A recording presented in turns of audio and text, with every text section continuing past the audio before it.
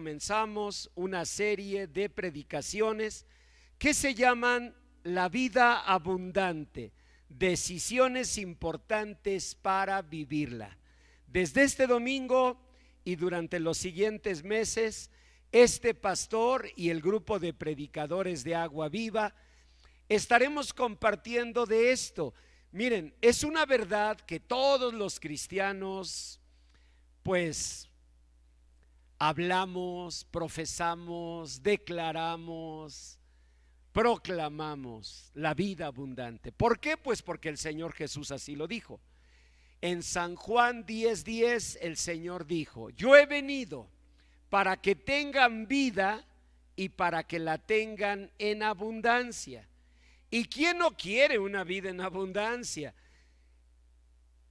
Suene a lo que suene, ¿eh? Mientras sea abundancia, pues aunque fuera de copete, de pelo, la verdad yo lo recibiría con gusto. Abundancia es bendición, ¿no? Y siempre que oímos vida abundante, algunos pensamos recursos, dinero, no porque amemos el dinero, pero pues hace falta, ¿no? Oportunidades que todos queremos.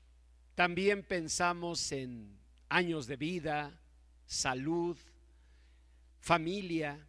Vida abundante es una promesa muy grande, muy hermosa. El Señor lo dijo: yo he venido, estaba diciendo el Señor Jesús, yo nací en un humilde pesebre.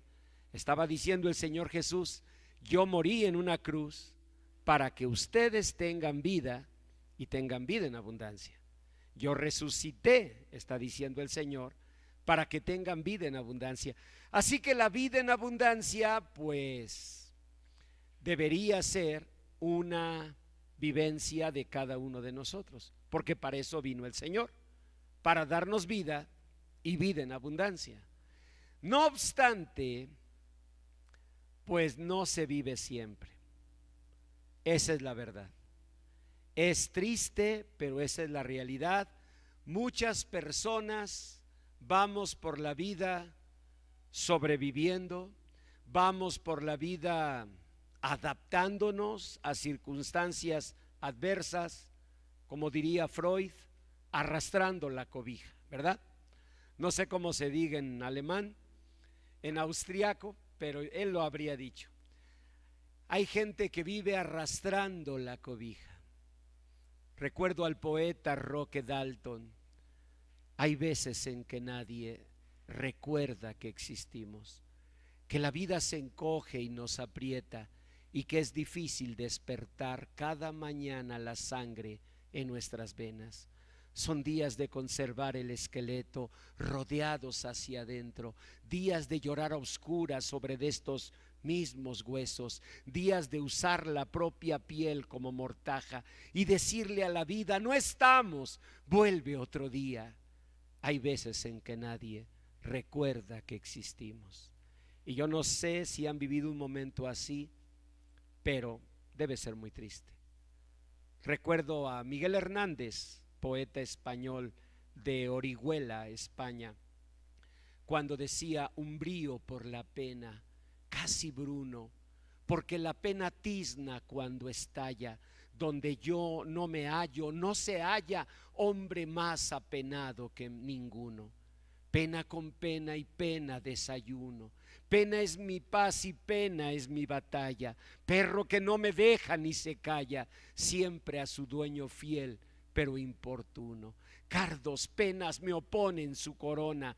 Cardos, penas me asusan sus leopardos, y no me dejan bueno hueso alguno. No podrá con la pena mi persona, circundada de penas y de cardos. Cuánto penar para morirse uno. Y bueno, así podría seguir hasta que llegáramos a: viva mi desgracia pues, ya que no me quieres tú. Ay, cuántas loas, cuántas odas se han escrito al dolor, a la tristeza. Pero los hijos de Dios, de acuerdo a la Biblia, no estamos llamados a eso. Por un acto de justicia, si Jesús vino a nacer en un humilde pesebre, si Jesús derramó su sangre bendita en el madero, si Jesús resucitó con poder y gloria, fue solo para darnos vida y vida en abundancia. Así que sería muy triste que todo ese sacrificio fuera en vano, nada más porque a ti, a mí, no se nos antoja vivir esa bendición. Y tú dirás, pastor, perdóneme, a mí sí se me antoja. No, pues a mí también. Si es de antojar, pues sí. Pero ¿hemos tomado las decisiones para vivirla? Porque, miren, cuando leemos la promesa de Dios, a veces la decimos así: San Juan 10:10, dijo el Señor, yo he venido para que tengan vida y para que la tengan en abundancia. Pero ese no es el texto completo. Véanlo por favor allí en sus hojas. San Juan 10:10, en el segundo párrafo de la hoja de mensaje. San Juan 10:10, dijo el Señor, el ladrón no viene sino para hurtar, matar y destruir. Ese es el antecedente. Yo he venido para que tengan vida y para que la tengan en abundancia. En otras palabras, cuando el Señor dijo, yo he venido para que tengan vida y para que la tengan en abundancia, lo decía en oposición a la primera parte. ¿Están de acuerdo? El ladrón, ¿a qué ha venido? A hurtar, matar y destruir. Son tres niveles de destrucción, de daño. El primero es hurtar. No sé si han vivido ese triste momento de descubrir que tu billetito de a 100 que traías aquí en la bolsa seguramente se te cayó. No sé si les ha pasado, que dicen, ay, no, en serio, yo traía un billete aquí de a 100, ¿cómo no? Y empiezan las hijas, ¿verdad? Ay, mamá, ya ves que todo se te olvida. Sí, porque la ven ya, pues ya entradita en años y creen que todo se le olvida. Y ponle que sí se le olvidan muchas cosas, el cumpleaños del marido, textos bíblicos, pero el dinerito no se le olvida. Y ella dice, yo metí un billetito de a 100 aquí, pues seguramente al pagar otra cosa, ¿qué pasó? Se nos cayó, ¿verdad? Y pues decimos, ni modo. Pero para bendición de Dios, oigan, ay, encuentras uno de a 50, dices, ay, bueno, por lo menos el de 50 no se me cayó. Y ya con esto, como sea, llegamos a la casa, ¿no? Ay, pero el de a 100, bueno, el de a 100 se perdió, pero tenemos 50 y con 50 pues tomamos un micro y nos bajamos hasta donde nos pague y luego tomamos otro, la mitad, y como sea llegamos, pero traemos 50.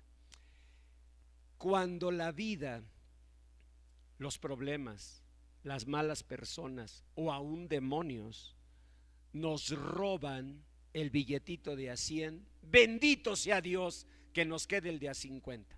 Bueno, el de a 20 veo en algunos casos. Sí, la verdad, se ve que ya andas con un billetito de a 20 sobreviviendo, arrastrando la cobija y sobreviviendo a eso.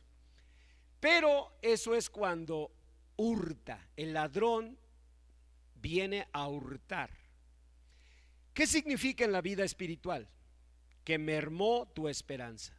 No te la quitaron del todo. Tienes tu billetito de a 20 de esperanza. Todavía suenan las campanas y dices, ay, me da ilusión. Así van a sonar campanas en mi vida.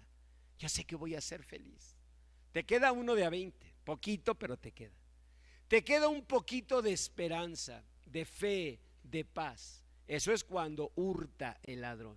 Pero la Biblia dice que el ladrón, que puede ser un demonio, puede ser una mala persona, puede ser una circunstancia adversa, una tragedia, cualquier cosa que nos haga daño, a veces viene a matar.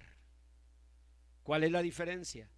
Que cuando te hurta, te deja uno de a 20. Te hurtó el de a 100, pero ahí tienes algo. Pero cuando mata, se acabó. Y hay personas que viven así, en verdad, como si hubieran muerto,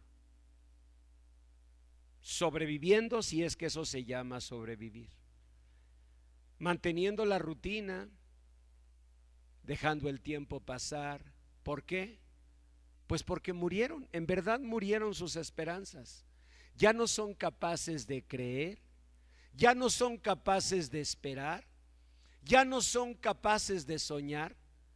En verdad murió todo, absolutamente todo.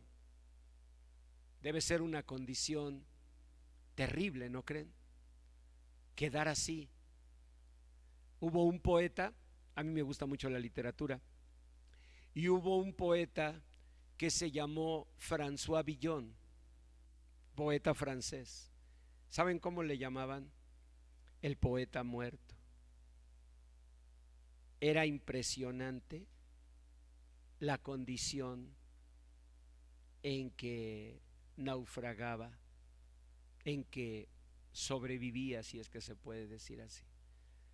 Algo pasó en algún momento de su vida y siguió su corazón palpitando, la sangre corriendo por sus venas, pero él había muerto. César Vallejo, él fue un poeta latinoamericano que se dejó prácticamente morir al fin de la batalla.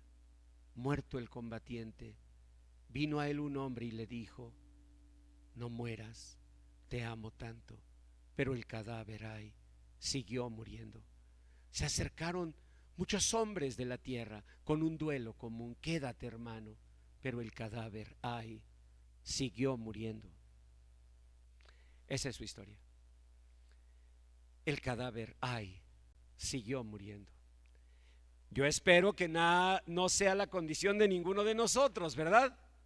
Que digamos: no, a mí sí me robaron, pastor, la verdad. Mire, yo tuve un amor y me traicionó, dejándome en el alma. Es una de Jesús Adrián, una canción de de Marcos Witt. No, tampoco. La cantaba Víctor Iturbe, el Pirulí. ¡Qué barbaridad! Mira nada más qué cosas ando recordando. Bueno, total que en esa canción se habla de una persona que se enamoró. Tú sabes qué es eso. Das tu corazón. El Señor, ¿qué te había dicho? Sobre toda cosa guardada, ¿qué? ¿Qué te había dicho el Señor? A ver, ¿qué te había dicho? Sobre toda cosa guardada, guarda tu corazón, porque de él mana la vida. Y lo primero que haces, ¿qué es? Sacar tu corazoncito y echarlo entre las patas de los caballos. ¿Cómo queda el corazoncito? Una espina tenía clavada en el corazón. Logré arrancármela un día, pero ya no siento el corazón. Antonio Machado. ¿Ven? Y la poesía está llena de cosas así, de situaciones de tristeza, pero uno dice: si el Señor te había dicho, sobre toda cosa guardada, guarda tu corazón. Como al niño que le dicen cuando llega a casa de los primos, ya ven cómo son esos chamacos delatosos. ¿Qué le dicen al niño? No saques tu Nintendo Switch. Me acuerdo cuando mi papá nos decía así: no saques tu Nintendo Switch. ¿Y qué es lo primero que hace el niño?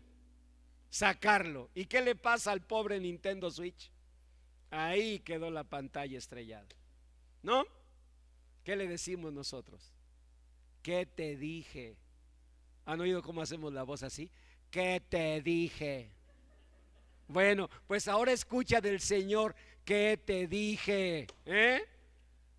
Te dije que no pusieras tus ilusiones, tus sueños así tan fácilmente, y te destruyeron. Segundo caso, el primero es: el ladrón viene para hurtar, pero te deja tu billetito de a 20, y ahí como sea te la vas llevando. Segundo, matar, o sea, arrasan con todo. Pero la Biblia dice que vino también para, ¿qué? Destruir. Y tal vez alguien piense, pues es lo mismo, pastor, si ya la mataron, pues ya la destruyeron.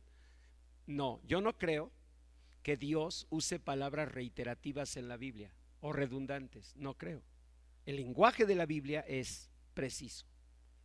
Y si Dios dijo que a algunos les hurtan, que a otros los matan y que a otros los destruyen, mi manera de entenderlo es que se refiere a esto. En algunos casos me matan las esperanzas a mí, Julio Vega, pero en algunos casos es tanta destrucción que mata las esperanzas de 3 o 4 o 10 generaciones después. En verdad, por ejemplo, si el perder mis ilusiones me llevara a un alcoholismo, esto puede no solamente matar mis ilusiones, sino podría hacer que durante 3, 4, 5 generaciones haya alcoholismo en los míos. ¿Se dan cuenta? Entonces, la obra del malo es terrible, pero no solo de los demonios, también de personas que nos hacen el mal o situaciones o circunstancias que nos lastiman, nos hurtan, nos matan ilusiones y nos destruyen quizás por generaciones. El Señor vino para deshacer las obras del diablo, para deshacer toda esa maldad y para darnos vida y vida en abundancia. ¿Quién no la quiere recibir? Todos diríamos, yo sí. Lean San Juan 9, porque si estamos estudiando durante estos meses San Juan 10:10, antes del 10, ¿qué va? El 9. Ahí está el 9. Y esto nos va a permitir lo que dice Jesse Vega cuando predica, que debemos aprender a entender el contexto para poder interpretar con mayor riqueza el texto. Miren, si San Juan 10:10 fue una palabra bonita que le vino al Señor Jesús, es una cosa, pero si vemos el contexto, no fue una palabra solamente bonita, fue una conclusión. ¿De qué? De una experiencia muy especial, de un milagro de los más raros que pueden encontrar en la Biblia. En serio, es de los más extraños. ¿Saben por qué? Porque número uno, el beneficiado ni estaba pidiendo milagro. En serio, la Biblia nos habla de invidentes a los que el Señor les dio la vista. Uno de ellos se llamó Bartimeo. No es este mismo que vamos a leer, ese es otro del Evangelio de San Lucas. Y Bartimeo, ese sí pidió el milagro. Cuando oyó que el Señor pasaba, preguntó qué era aquello y le dijeron que pasaba Jesús Nazareno.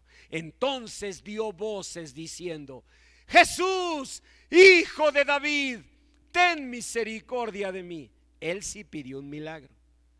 Pero aquí en San Juan 9 vamos a ver el caso de un invidente que no pidió un milagro. ¿En serio? Léanlo para que no digan que invento. San Juan 9:1, lean conmigo. Al pasar Jesús vio a un hombre ciego de nacimiento. Ahí estaba este invidente. Y le preguntaron sus discípulos diciendo: Rabí, maestro, ¿quién pecó, este o sus padres, para que haya nacido ciego? Fíjense, a mí me llama la atención porque me pongo a pensar cómo estaba oyendo e interpretando la conversación el ciego, el invidente.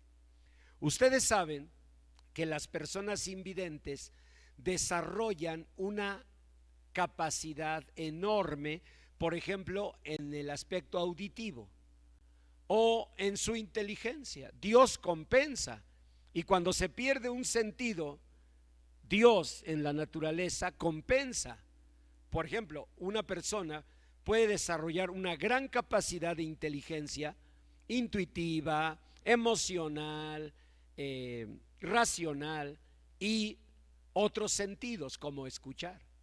Así que este hombre seguro era muy inteligente y tenía un gran oído, así que él oyó cuando iban pasando unas personas, sabrá Dios quiénes eran, él no sabía que era Jesús, y oye la conversación.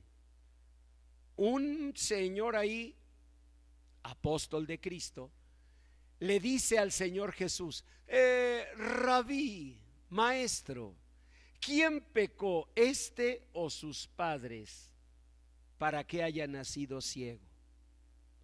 ¿Cuál creen que es la primera reacción? Para saberlo, piénsense ustedes en esa situación.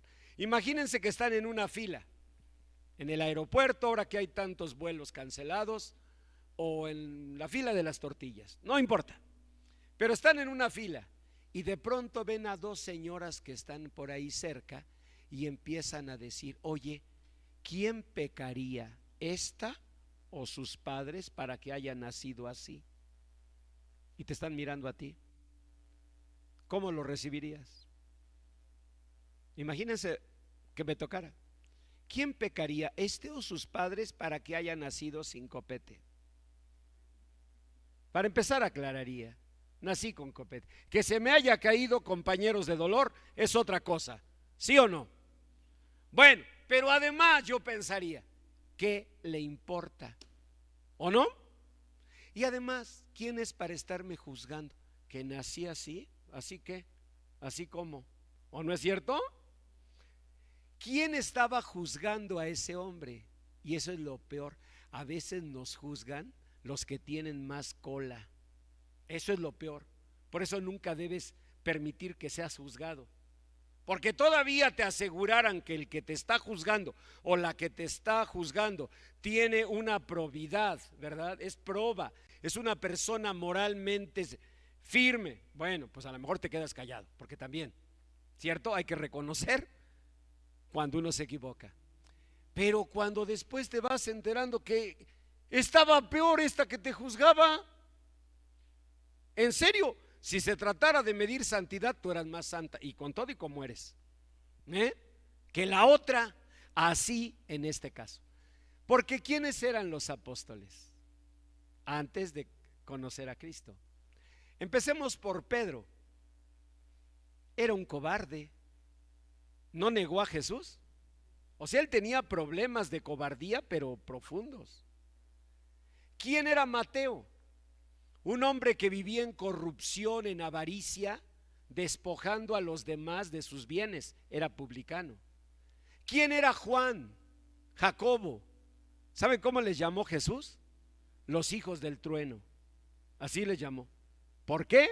Por el carácter tan feo que tenían, sin agraviar lo presente, O sea, ¿cómo era su genio que el Señor les puso? En serio, ustedes son los hijos del trueno. Así les llamaba, por el carácter tan feo que tenían. Yo no sé cuál de los apóstoles fue el juzgón, pero uno de ellos, al ver al ciego, al invidente, dijo, Rabí, ¿quién pecó, este o sus padres, para que haya nacido ciego? El invidente estaba escuchando, sabía que hablaban de él, que lo estaban juzgando, podía llenarse de ira y decir, ¿qué te importa? Pero de pronto escucha una voz diferente, escucha a Jesús diciendo, ni este ni sus padres,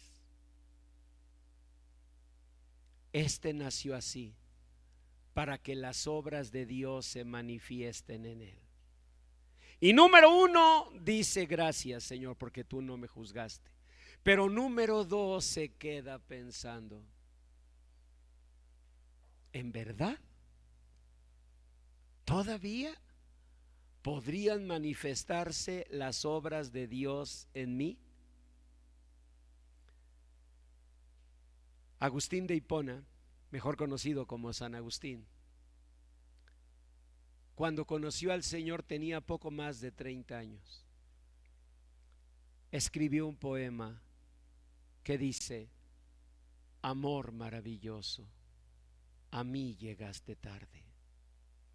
¿Saben de qué estaba convencido Agustín de Hipona? Que Dios había llegado a su vida, gracias Señor, pero muy tarde. Nosotros a veces nos sentimos así. Y puede ser por la abundancia de años, que en algunos casos, pues la verdad sí es evidente, ahí sí ni qué decir. Pero en otros casos es un estado mental, en verdad, que nos hace sentir que ya pasó nuestra oportunidad. ¿Quién determina eso? ¿Quién dice que ya pasó la oportunidad?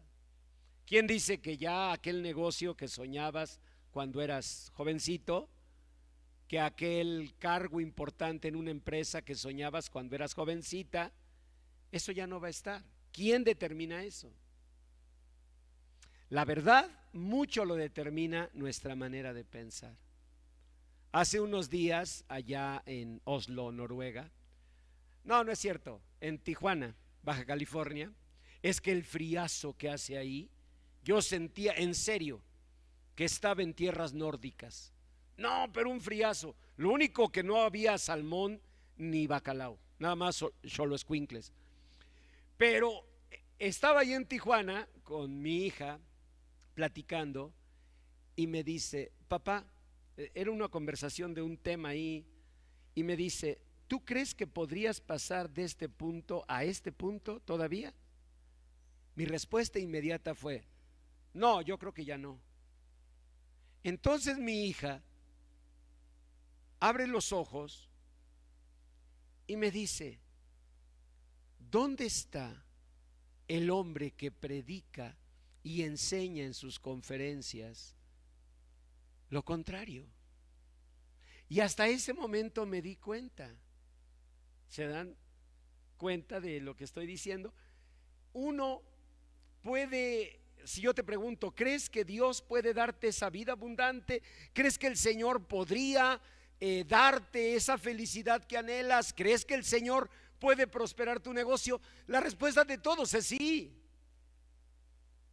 Pero en el fondo, por lo menos de este hombre que soy yo, hace unos días me estaba ganando el desánimo. Y no crean que el desánimo llegó y dijo: hola Julio, voy a entrar en ti, buenos días. Ah, pásale, desánimo, nomás no te vayas a pasar. No, nomás tantito, échale. No pasó así. ¿Cómo vino el desánimo? ¿Cómo viene a ustedes? ¿Cómo viene a mí?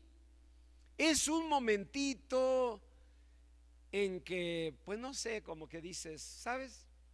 Yo creo que ha sido en vano, ¿no? Mira, yo creo que sí, ya no tiene caso. Y empiezas a desanimarte.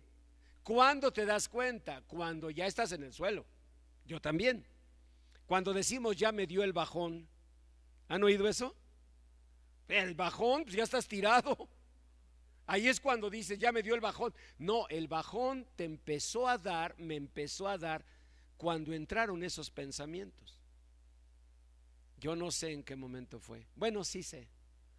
Lo que pasa es que fui a ver con mis nietos Sing 2. Y entonces todo estaba muy bien. Ustedes saben, el ratón, ¿no? ¿Qué es? Koala, ¿no? El koala, yo estaba contento. Me acordé del ratón, ¿se acuerdan? Que cantaba las canciones de Frank Sinatra en Sing 1. Y todo estaba muy bien, la película muy bonita, pero andaban buscando a alguien. Y que sale ese alguien, y era un cantante con una guitarra, pero era un león viejo. Ven, yo no sé cómo me relacioné ahí. Los leones tienen melena. ¿De dónde saqué la comparación? No sé. Pero ver ese león que ya no tenía ilusiones me hizo pensar: no me pareceré a él. Y ahí empezó. ¿Ven? Después mi hija me dijo que ella lo notó, cómo miraba yo a León, como espejo. ¿Nunca has mirado así? Como que ves una realidad que tú no quieres tener, pero empiezas a verte allí y empiezas de pronto a decir: no estaré perdiendo ilusiones, no estaré perdiendo metas, cuando el Señor vino a darnos vida y vida en abundancia. Pero nosotros empezamos a pensar: yo creo que ya para mí no. ¿Cómo habrá oído el invidente? Por favor, traten de pensar, siendo un hombre tan inteligente, tan capaz, porque los invidentes desarrollan muchos talentos. Tenemos en el mundo invidentes famosos. Para quienes nos gusta la ópera, Andrea Bocelli. Para quienes nos gusta el pop, Stevie Wonder, ¿cierto? Ray Charles. Para quienes les gusta la música más tropical, pues ahí está José Feliciano. Y para quienes de plano traen la clase pelusa por delante, Rigo Tobar. Tuvimos un sirenito justo al año de casados, con la cara de angelito, pero cola de pescado. Para todos, todos conocemos invidentes que admiramos, ¿cierto? Y en nuestra vida personal tenemos amigos, amigas que admiramos mucho. Y si los admiramos tanto, ¿por qué no nos preguntamos: ¿cómo habrá escuchado esa conversación el invidente de San Juan 9? Cuando un juzgón, ¿qué dijo? ¿Quién pecó, este o sus padres, para que haya nacido ciego? Cuando una voz de amor, ¿qué dijo? Ni este ni sus padres. Pero esa misma voz de amor dijo: él está así para que las obras de Dios se manifiesten en él. ¿Saben qué estaba diciendo? Para él está preparada una gran bendición. Para él está preparada una gran realización. Si ese hombre hubiera tenido 14 años, 15 años, 18 años, 24, 32, bueno, 40, tal vez hubiera dicho: yo creo que sí, vienen tiempos buenos para mí.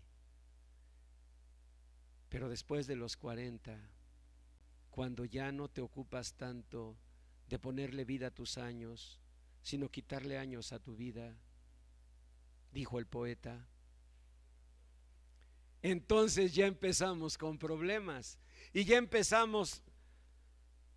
Yo no creo, mira, yo creo que está bien que tengamos sueños, metas, pero también pues ya hay que irle calculando, ¿no?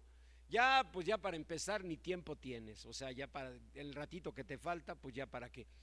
Y además pues ya no tienes lo mismo, no es lo mismo los tres mosqueteros que 20 años después. Fíjense que yo no sé ni qué quiere decir ese dicho, pero todos lo repetimos, ¿sí o no? Y todos entendemos que no es lo mismo cuando yo tenía 24 años, 40 años, que ahorita que tengo pues un poco más de 40, digamos, ¿no? No es lo mismo. Y sí es cierto, no es lo mismo, pero no es lo mismo a los ojos de quién, de ti, de mí, de nuestras fuerzas. Pero no quedamos que para el Señor no hay nada imposible. Miren, hubo una mujer que ya tenía sus añitos y además tenía esterilidad. Entonces el ángel le dijo que iba a concebir y ella se rió. Y el Señor le dijo: y el nombre que le pondrás a tu hijo será risa, porque te reíste. Y poquito tiempo después que sale con su domingo 7. que tampoco sé qué quiera decir, pero se dice domingo 7, ¿no? Que sale con su domingo 7 y que estaban esperando un bebé y que Abraham y Sara estaban esperando un bebé y que nace Isaac y que de Isaac nace Jacob y que de Jacob las 12 tribus de Israel. Hoy el pueblo de Dios diseminado por todo el mundo, y todo de un vientre que se creyó muerto. No hay imposibles para Dios. Y tú y yo lo oímos y hagan así como el invidente, como que decimos, será, pero cuesta trabajo. ¿Saben por qué?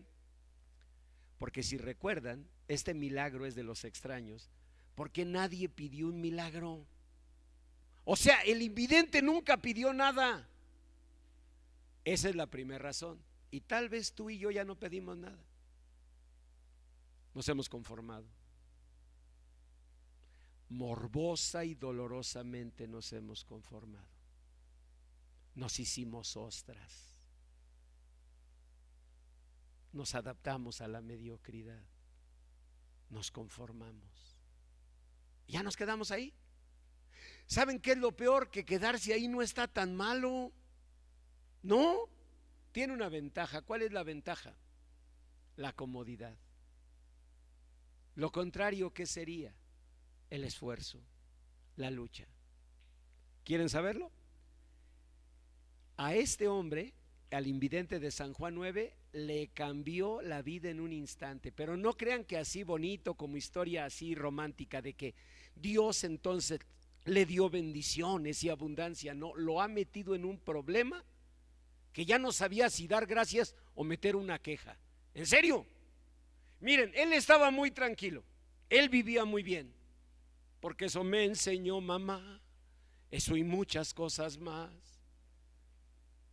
Pero cuando le llega su milagro, no saben. Miren, número 1, él se enfrenta a retos que no tenía, porque el Señor llegó, hizo lodo, untó sus ojos y le dijo: ve a lavarte al estanque de Siloé. Si a ti y a mí nos dicen vete al monumento a la revolución, primero tenemos por la gracia de Dios la vista, así que veremos cómo llegamos, ¿no? Ahora con el Waze, con el Google Maps, yo recuerdo de niño mi papá me decía: tu tag para el periférico elevado y asegúrame que llevas internet ilimitado y vete a donde quieras, ¿no? O sea, recorre Peralvillo, ¿sí? Sin problema. No, allá no había ni luz, fíjense, en esos tiempos ahí en Peralvillo. Pero bueno, entonces, ahorita con Google Maps, con el Waze, pero llegamos rápido. Pero piensen en el invidente. Él estaba muy tranquilo, él no estaba pidiendo ningún milagro. En serio, él estaba ahí tranquilito y llega el Señor, hace lodo, se lo empieza a untar en los ojos, él, ¿ahora qué? ¿No? Y le dice: ve a lavarte al estanque de Siloé. Que vaya, o sea, no, dijiste mal, que me lleven, porque soy invidente, a mí me llevan. ¿Están de acuerdo? Y el Señor dijo: ve a lavarte. ¿Habrá trastabillado? ¿Habrá tropezado? Yo creo que sí. Luego regresa viendo, hermanos, en verdad, un milagro. Sí, pero con un problema. Todos los problemas del mundo se le vinieron encima. Por algo dijo el Señor en Mateo 10:34 que Él no vino a poner paz, sino a veces a poner espada. En serio, a veces un milagro, o sea, un verdadero milagro, te mete en un caos. Piensa en tu marido, ¿sí o no? A ver, Ivonne, ve a tu milagro. Tan tranquila que estabas en tu casa, ¿o no, señorita Jessica? Ahí estabas muy contenta y llegó tu milagro. Y es una bendición, ¿sí o no? Pero es una bendición que trajo una revolución. La revolución de dejar tu hogar de nacimiento. la revolución de tener que hacerte cargo tú de un hogar, ¿o no fue así? Una revolución. ¿Por qué pensamos que la bendición de Dios va a ser así nada más? Como estira la manita, Dios te llena la manita y pues tú te guardas la manita. En el caso del invidente de San Juan 9, vino una revolución. Miren, llegaron los fariseos. Bueno, primero los vecinos. Oye, porque lo veían caminar ya con la vista, ¿no? Y hasta caminar rápido. Oye, ¿no es el que pedía ahí limosna? Y unos decían, pues se parece. Otros decían, sí es. No, no es. Hasta que llegó un momento que él dijo, sí soy.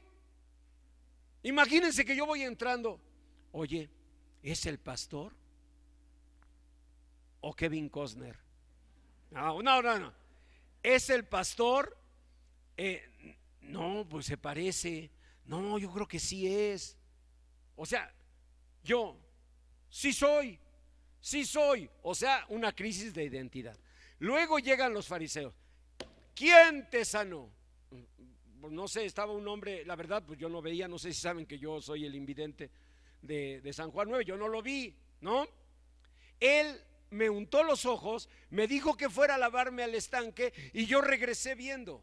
Pero ahora dinos, pecador, ese que te sanó, ¿era un pecador o un hombre de Dios? ¿Y yo cómo voy a saber? Pues si dices que era un hombre de Dios, serás expulsado de la sinagoga. ¿Saben qué significaba ser expulsado de la sinagoga? No solamente significaba que te echaban de una religión, no. Significaba que la comunidad entera te cerraba las puertas. Nadie te iba a vender, nadie te iba a comprar. Estabas frito. ¿Sí? Esa era la verdad. Y entonces él, y lo peor es que le decían, ¿dónde está? Y él decía, yo no sé, el Señor ya se había ido. El Señor Jesús nomás le hizo el milagro y se fue. O sea, ni a quién reclamarle. Y luego van los fariseos con los papás de él. Van a ver, va a haber varios meses que vamos a estudiar este caso. Van con los papás de él. Pero los papás se dieron cuenta. Estos vienen a acusarme, a condenarme. ¿Y saben qué hicieron? Le dijeron, pues pregúntenle a él, porque le decían, a ver, ¿este era tu hijo? Sí. ¿Nació ciego? Sí. ¿Y cómo es que ahora ve? Los papás dijeron, él ya tiene edad, pregúntenle a él. O sea, en otras palabras, los papás se lavaron las manos. Y este hombre se quedó solo. Eso sí, viendo. Pero pues ¿qué veía? Si estaba solo. Y tal vez preguntándose, ¿y para qué todo este caos? Punto número 1, yo ni pedía un milagro. Punto número 2, parece que aquí se me vino a trastornar mi mundo. Dios no necesita que tú le pidas para mirar tu necesidad y para mirar mi necesidad. Una buena madre, un buen padre no necesita que el hijo o la hija le digan, mamá, por favor, ayúdame. Si es una buena mamá, un buen papá, y si anda en lo que debe andar, observa y ve en su hijo necesidad. Lo mira taciturno, aislado, con carita de perro empachado, con ojitos de vaca mirando al tren. ¿Han visto una vaca cuando pasa el tren? Se queda mirando la vaca hasta que se le pierde el tren. Y cuando tú ves así a una hija, a un hijo, tú no dices, bueno, voy a esperar a que me diga, papá, mamá, necesito tu ayuda. ¿Es así? No. ¿Qué hacemos, papá y mamá? Pues te acercas al hijo, ¿cierto? Si tienen confianza, hijo, quiero platicar contigo. Si no tiene confianza o tú piensas que se va a molestar, ay, hijo, no sé, ¿me acompañas? Vamos a ir por algo. ¿Tú qué es lo que quieres? Generar un espacio, una oportunidad para conversar, ¿o no es así? porque tú quieres saber qué le pasa a tu hijo. Dios no necesita que tú y yo le pidamos. De hecho, el invidente de San Juan 9 no le estaba pidiendo.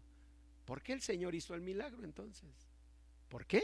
El Señor nos diría, porque él necesitaba ese milagro, pero no lo pedía. Pues claro que no lo pedía, ya se había adaptado.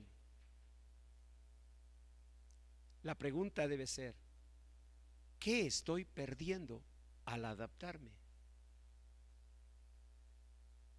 En mi vida profesional, por ejemplo, en la parte académica como docente, el punto más alto es ser profesor investigador, ¿verdad? Y a veces sabes lo que implicaría y sin darte cuenta empiezas a abandonar la aspiración del nivel, porque en el fondo intuyes que estaría muy bonito, tendrías más recursos, tendrías mayores ingresos, pero tendrías mayor esfuerzo. Y hoy, imagínense estar reportando investigaciones a revistas científicas que se acrediten. Ay, no. Y entonces, ¿quieres o no quieres? Porque si te pregunto a qué aspiras, me dices a profesor investigador, pero no te veo caminando hacia allá. Y es más, en el fondo, no te veo caminando. Ya te adaptaste y ahí estaba el invidente de San Juan 9. De hecho, ni pedía nada. ¿Por qué, sin embargo, el Señor insistió? Bueno, porque Dios sabe que la vida abundante no son más recursos, como a veces pensamos. Decimos vida abundante, Señor, un poquito más de sueldo, un poquito más de ventas, un poquito más de ingresos. Pero eso no es el punto, porque en Proverbios 13:23 dice la palabra: en el barbecho de los pobres hay mucho pan, pero se pierde por falta de juicio. ¿Sabes lo que está diciendo Dios? Es mentira que te falten recursos. Bueno, nunca sobran, así que lo que Dios te dé, bendito sea su nombre, pero no te excuses con la falta de recursos, porque la realidad es que los recursos los podemos utilizar, los que sí tenemos. A mí me impresiona, por ejemplo, aunque es una novela polémica, pero la novela de Harry Potter me impresiona que fue escrita en hojas sueltas que se guardaron en una especie como de baúl. O sea, ni siquiera había, hagan de cuenta, una computadora muy importante. Algunos caemos en ese error, ¿no? De decir, mira, si yo tuviera una Mac, ¿no? Y ahora no solamente la Mac, sino quieres la Mac más actualizada que exista. Si yo tuviera eso, no, es que sería otra cosa. Yo ahí, no, vuelan mis manos. Eso no es cierto. Los grandes escritores lo han hecho como esa señora en hojas sueltas. ¿Ven? Pablo Neruda, el más grande poeta, mejor dicho, el poeta, Pablo Neruda escribía con plumas de estas como Bic de tinta verde. Yo las vi, tuve ese privilegio allá cerca de Santiago de Chile, en un lugar que se llama Isla Negra, donde está su casa. Tuve el privilegio de estar ahí, y si algo quería ver era el escritorio, que ni era escritorio, porque era una puerta de un barco que llegó ahí a la playa, y él lo adaptó para que fuera su escritorio, y escribía con plumas simples.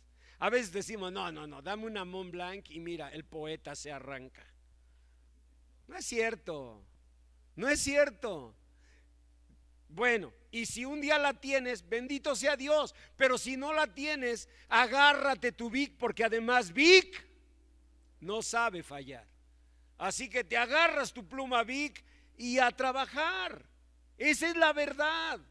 Gimnasio, no, pastor, mire, si yo pudiera inscribirme al Casablanca, no, me vería varita de nardo. ¿Cuántas personas vemos en la calle corriendo en las mañanas? O haciendo ejercicio en las unidades como públicas que hay. Hoy camino a la iglesia veía a una joven en una de las unidades públicas ahí en Jardines del Alba, en un esfuerzo tremendo con abdominales, con lo que está allí. ¿Ven? Esa es la verdad. Entonces el Señor dice, Proverbios 13:23, en el barbecho de los pobres hay mucho pan, pero se pierde por falta de juicio. Es como si tú tienes un hijo pequeño que ahí trae un montón de dulces y hasta se le arrancian las paletas payaso. Pero eso sí, van a la tienda y lo primero que te piden más dulces. ¿Qué le dices? A ver, mamá, ¿qué le dices? No, tienes muchos dulces en la casa. Primero aprovecha los que tienes, Pues ahora oye lo de Dios. Tienes muchos dulces en la casa. Primero aprovecha los que tienes. Ya, ese es el mensaje. Y si lo recibiéramos, y si ahí lo tomáramos, tengo muchos dulces en la casa. Hay recursos. Dios me ha dado recursos. ¿Cuáles son? Y te aseguro que los hay. Ahora, no con eso estoy diciendo que debemos dejar de anhelar, no, pero no debemos pretextar ese anhelo para entonces procrastinar, como decimos ahora, postergar, retrasar metas. Es una forma de bloquear nosotros mismos, de boicotearnos. Es un pensamiento que ya se estructuró tan firmemente en la mente que ya cuando hay un reto grande, de inmediato decimos, bueno, ahora que tenga, no, espérame, tú vas a ver, mira, si me entregan mi casa, como yo espero en este 2022, mira, si me dan mi casa, tú vas a ver qué casa tan limpia, ahí sí voy a trapear.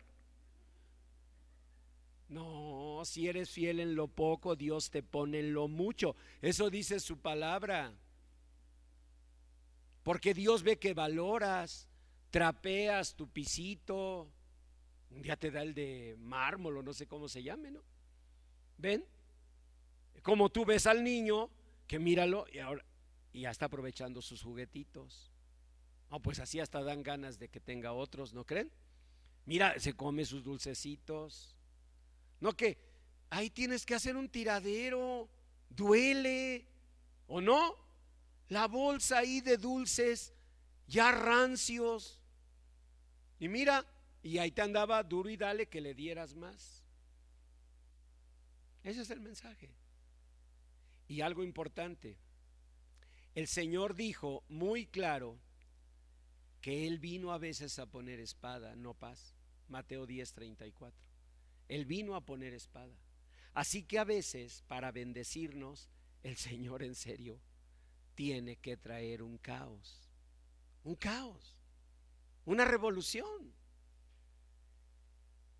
Por supuesto, si nosotros ya no somos capaces de pedir, tal vez es porque ya como ostras ya nos conformamos, ya nos adaptamos, ya nos estacionamos solo para ver pasar. Ahí están las campanas, ¿lo ven? Es Dios diciendo, es cierto. Esa es la verdad. Quizás como ostras, quiero usar la expresión adrede, adrede. Ya nos estacionamos, ya nos conformamos, ya nos rendimos. Y entonces comienza el año 2022. El domingo pasado, Armando Briones, gracias Armando, compartió el mensaje de Año Nuevo y nos invitaba a buscar la voluntad de Dios, a buscar su reino, a buscar la buena voluntad de Dios agradable y perfecta. ¿Cuál es su buena voluntad? ¿Cuál es la buena voluntad de Dios? Pues la que tuvo con este invidente. Era su hijo, ¿cómo lo iba a dejar así? El Señor sabía lo que éste traía, pero eso sí, Lo veremos el próximo domingo. Hay que romper con un pasado. Graben una frase: si es histérica, es histórica la señora. En serio, nunca se les vaya a olvidar. Si es histérica, es histórica. ¿Saben qué quiere decir? Que si es histérica, seguramente viene cargando una historia y no la puede soltar. ¿Qué es histérica? Bueno, pero antes, por equidad de género, si es histérico, es histórico. Ahora sí ya sonrieron las damas, ¿eh? Ya dicen, a ver, también te tocó a ti, también te tocó a ti. ¿A qué le llamamos histérico, histérica en la psicología? A la pérdida de control sobre tres emociones principales, que son el miedo, el dolor y el coraje. Lo que en el Mississippi, a las orillas del Mississippi, mis abuelos le llamaban los blues. De ahí surgió el blues. Los blues eran como espantos que venían a la vida de los negros. Prietos, cuidado. No, ahora agarran parejo. En ese tiempo era con los puros negros, pero ahora aún hasta a los blancos, como un servidor, nos agarra. Son el miedo que te paraliza, que ya no te permite hacer nada. A lo mejor esto tenía este señor, en el fondo era miedo. El dolor. Algunos traemos heridas tan hondas que la mínima cosa te despierta otra vez todo ese dolor. O el coraje, el enojo. Traemos eso a flor de piel.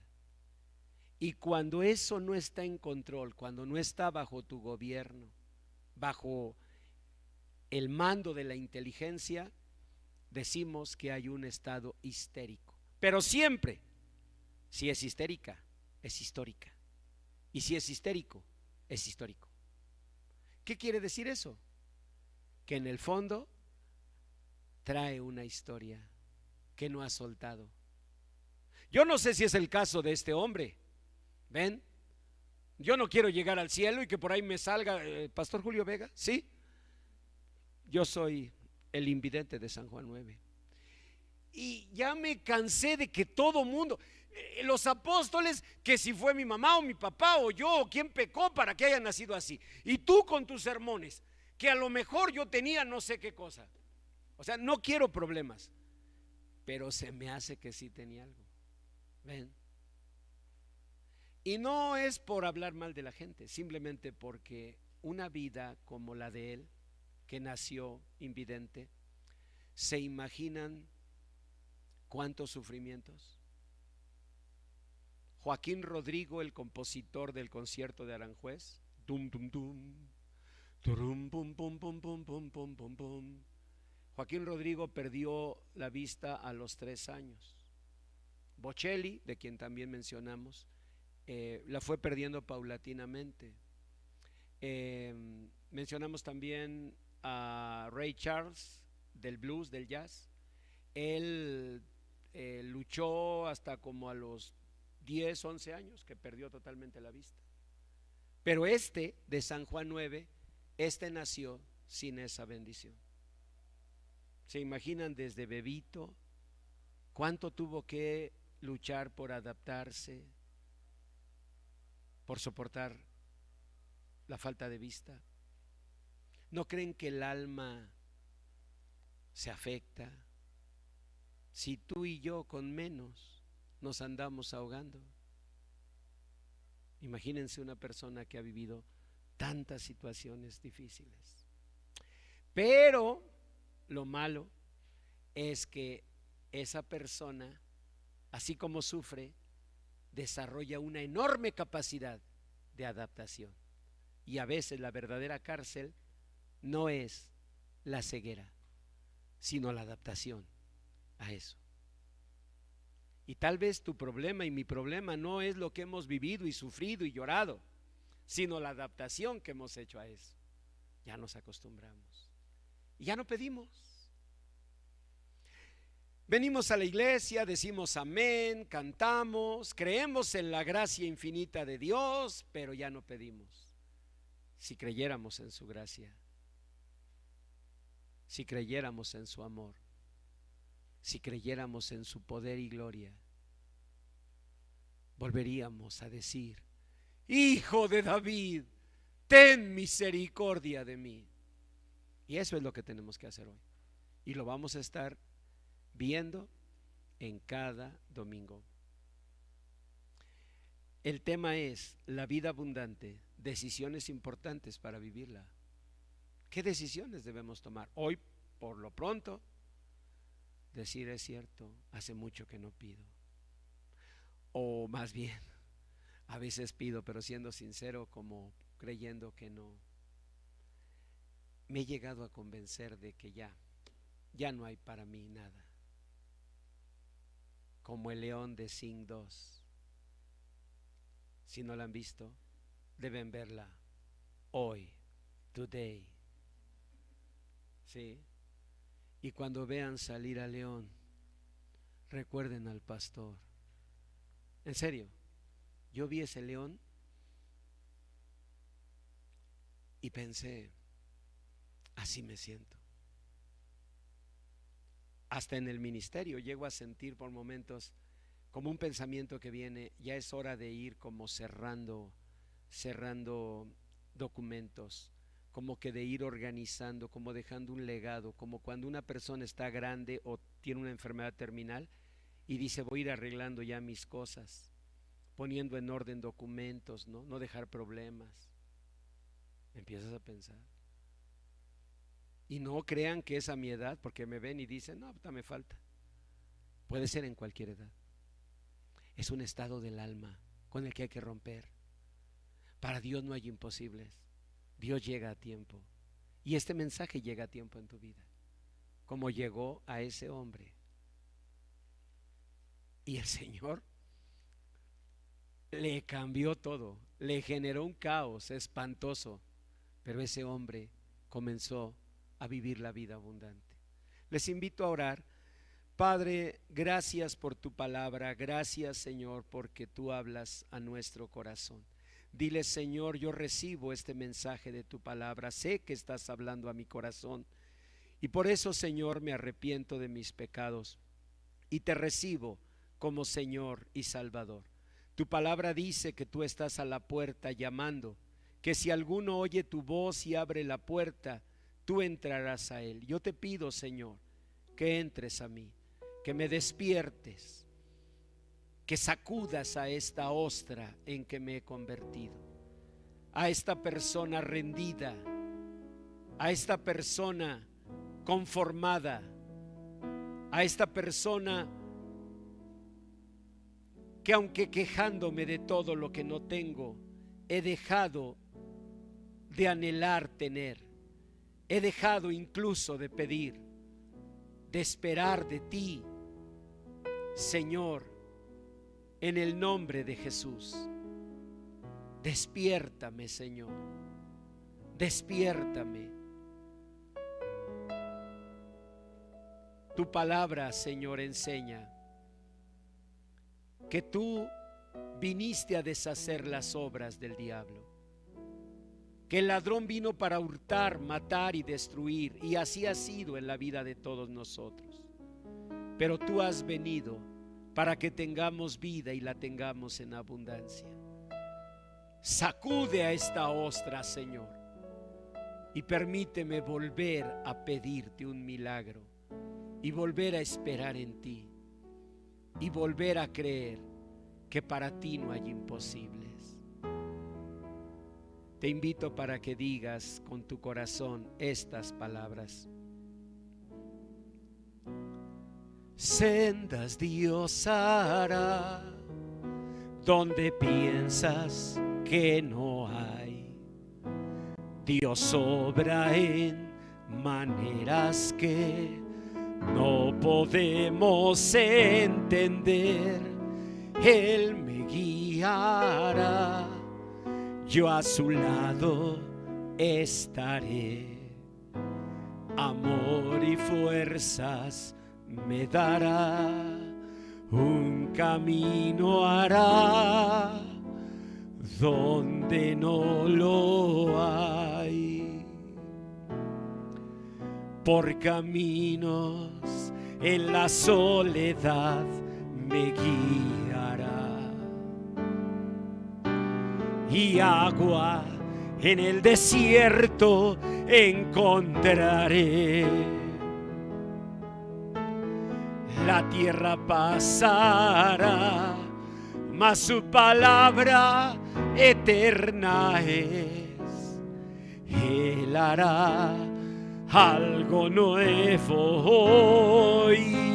Sí, sendas Dios hará donde piensas que no hay. Dios obra en maneras que no podemos entender.